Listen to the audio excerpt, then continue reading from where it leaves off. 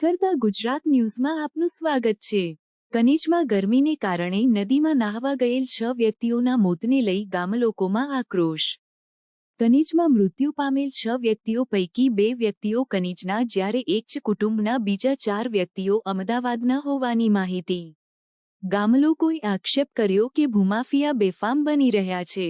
ભૂમાફિયાઓ દ્વારા કનીજમાંથી પસાર થતી મેશ્વો નદીમાં રેતી તેમજ માટી ગેરકાયદેસર ખનન કરી ઊંડા ખાડા પાડી દેવાયા, જેના કારણે નદીમાં નાહવા ગયેલ 6 વ્યક્તિઓ મોતને ભેટ્યા।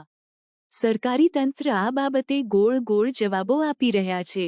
મહેમદાવાદ મામલતદારે પણ હું હમણાં જ આવ્યો છું તેમ ગોળ ગોળ જવાબ આપી દોષનો ટોપલો બીજાને માથે ઢોળવા પ્રયત્ન કર્યો, જેને લઈ ગામલોકોનો આક્રોશ સાતમા આસમને છે। આજે 2 દીકરીઓના મૃતદેહને કનીજ સ્મશાને બાળવામાં આવ્યા, જ્યારે 4 મૃતદેહોને અમદાવાદ તેમના નિવાસ સ્થાને લઈ જવાયા। રાજકીય નેતાઓ ભૂમાફિયાઓને બચાવવા પ્રયત્ન કરશે કે પછી તેમને શોધી દંડ અપાવશે, જેવી ગામલોકોમાં અનેક ચર્ચાઓ। મારું નામ મંથન જાદવ છે। હું કનીજમાં રહું છું।